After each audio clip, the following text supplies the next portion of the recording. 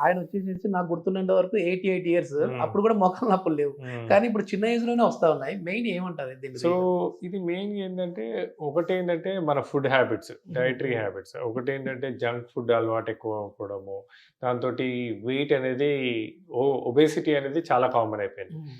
ఇప్పుడేంటంటే ఒకటి వెయిట్ ఒకటి. తర్వాత ఇంకోటి ఫుడ్ హ్యాబిట్స్. మనం తినే హ్మ్. ఫుడ్డు ఆ రోజుల్లో మన ఇంత ఇప్పుడు రాగి, జొన్నలు, అవును. మిల్లెట్స్ అవన్నీ నేచురల్ ఫుడ్స్ ఎక్కువుంటది. ఇవాళ రేపు మనం తినే జంక్ ఫుడ్స్ తోటి ఈ మజిల్ మాస్ పెరగకుండా ఫ్యాట్ డిపాజిట్స్ ఎక్కువైపోవడం. ఆ ఫ్యాట్ ఓకే. ఓకే. డిపాజిట్స్ ఎక్కువవడం వల్ల వెయిట్ అంతా రావడం. ఇప్పుడు మన నీ జాయింట్‌కి సపోర్ట్స్ వచ్చేది ఏంటంటే మన థై మజిల్స్ అంటే hmm. Quadriceps muscles.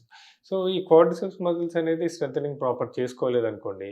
So, knee joint weak అవ్వడము. హ్మ్. సిస్టమ్ వర్క్ చేసేవాళ్ళు. సిస్టమ్ అవును. వర్క్ చేసేవాళ్ళు sedentary habits. Sedentary hmm. Habits లోపల ఏమైతుందంటే ఒకటి వెయిట్ పెరగడమే కాకుండా ఎప్పుడైతే ఫిజికల్ యాక్టివిటీ ఉంటదో అప్పుడే ఈ బోన్‌కి బ్లడ్ ఫ్లో బావుంటది. ఓకే. ఫిజికల్ ఇనాక్టివిటీ వల్ల అంటే మనము ఎక్కువసేపు కూర్చొని పని చేయడం వల్ల ఫిజికల్ ఇనాక్టివిటీ వల్ల బోన్‌కి బ్లడ్ సప్లై తగ్గడము, ఆ బోన్ నుంచి కార్టిలేజ్‌కి బ్లడ్ సప్లై తగ్గడము, ఇవన్నిటి రీజన్స్ వల్ల ఇవాళ రేపు మనం 35, 40, 45కే నీ జాయింట్ పెయిన్స్ రావడము, కార్టిలేజ్ అరిగిపోవడము, ఈ కార్టిలేజ్ అరిగిపోవడం వల్ల వాళ్ళకి మల్టిపుల్ ఇష్యూస్ రావడము. హ్మ్.